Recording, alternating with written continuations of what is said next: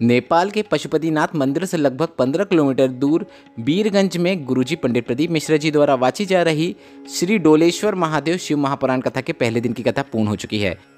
इस कथा में आपको डोलेश्वर महादेव, पशुपतिनाथ महादेव और केदारनाथ महादेव का वर्णन सुनने को मिलने वाला है।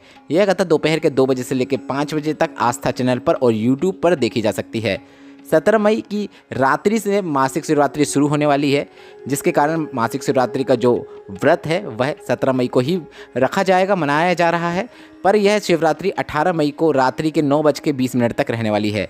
तो ऐसे में गुरुजी पंडित प्रदीप मिश्रा जी के बताए 3 ऐसे उपाय हम आपको बता रहे हैं, जिसमें मनोकामना पूर्ति, रोग मुक्ति और धन प्राप्ति के 3 विशेष उपाय हैं, जिसे आप 18 मई को भी कर सकते हैं।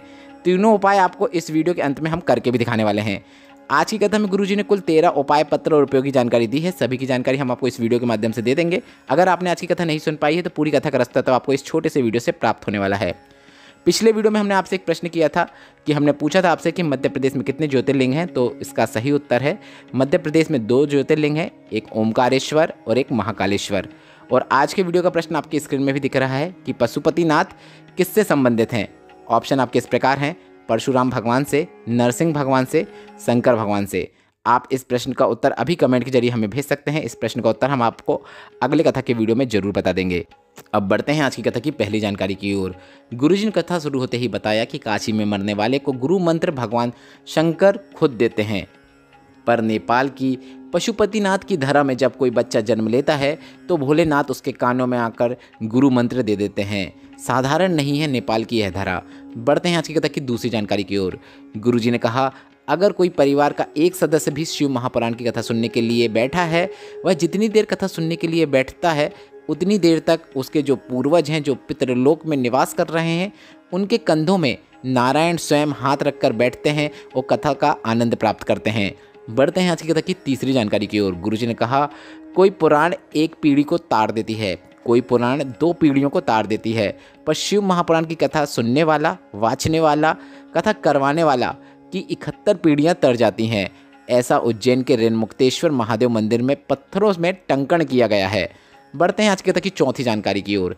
संगीता यादव जी पत्र लेकर आई, जिसमें उन्होंने लिखा, सारे डॉक्टरों का इलाज करवा लिया पर माँ को आराम नहीं लग रहा था, सारी दवा करवा ली पर आराम नहीं था। फिर टीवी में हमने कथा सुनना शुरू किया और टीवी में ही कथा सुनकर हमने माता को बताया कि आप 1 लोटा जल शिवलिंग पर चढ़ाओ, 1 बेलपत्र चढ़ाओ और उस जल और उस बेलपत्र का आचमन करो। गुरुजी, हम नेपाल में रहते हैं, यहाँ पर रुद्राक्ष बहुत आराम से मिल जाता है, बहुत अधिक मात्रा में मिलता है, पर फिर भी हम सीहोर जाकर कोबरेश्वर धाम में जाकर रुद्राक्ष प्राप्त करके लाए और उस रुद्राक्ष का जल शिवलिंग पर चढ़ाकर उसका जल थोड़ा सा औषधि रूप में प्राप्त करके उसका आचमन कराना शुरू किया। अब मेरी माँ की तबीयत पूरी तरीके से ठीक हो गई है, उसी का आभार व्यक्त करने में कथा पंडाल में आई हूँ।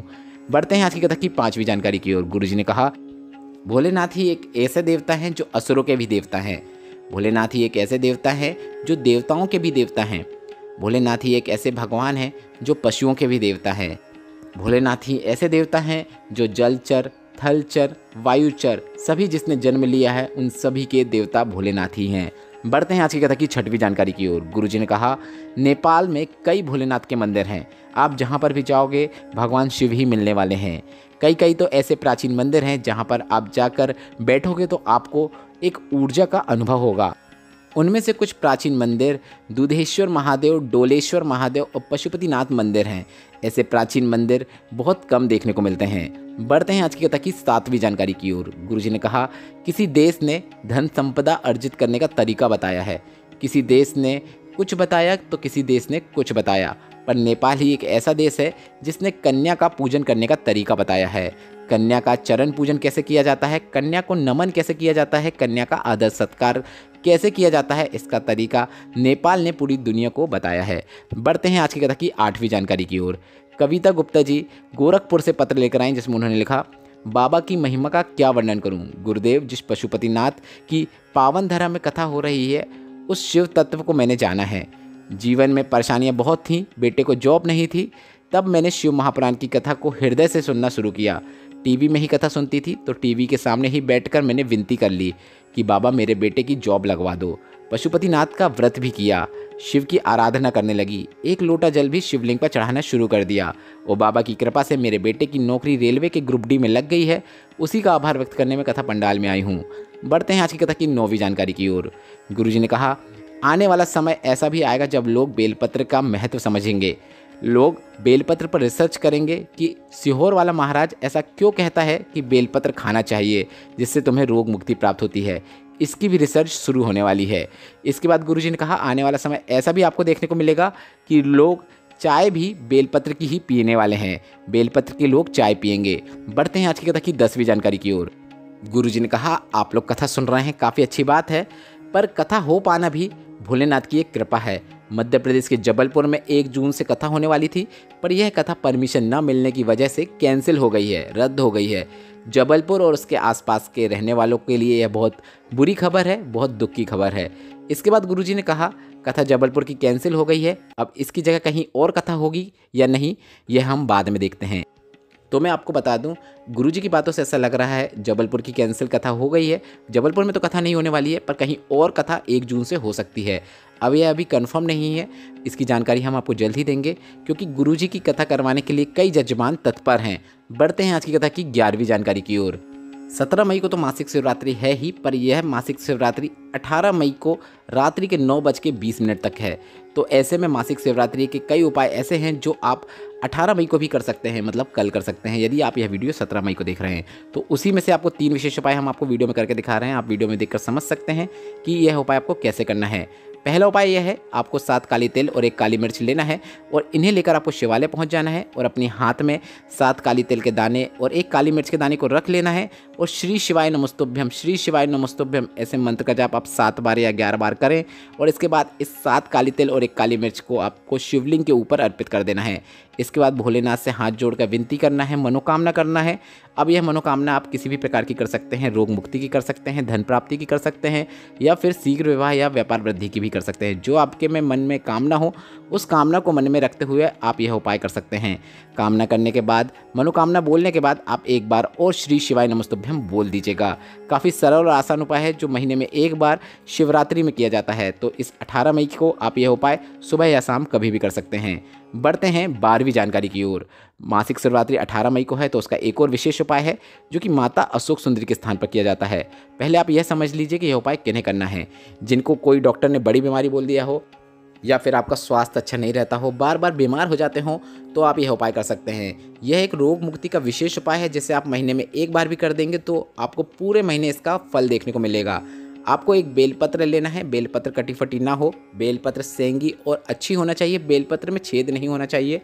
इस बेलपत्र को लेकर आपको शिवालय पहुंच जाना है और शिवालय पहुंचने के बाद आपको इस बेलपत्र को माता अशोक सुंदरी के स्थान पर अर्पित कर देना है।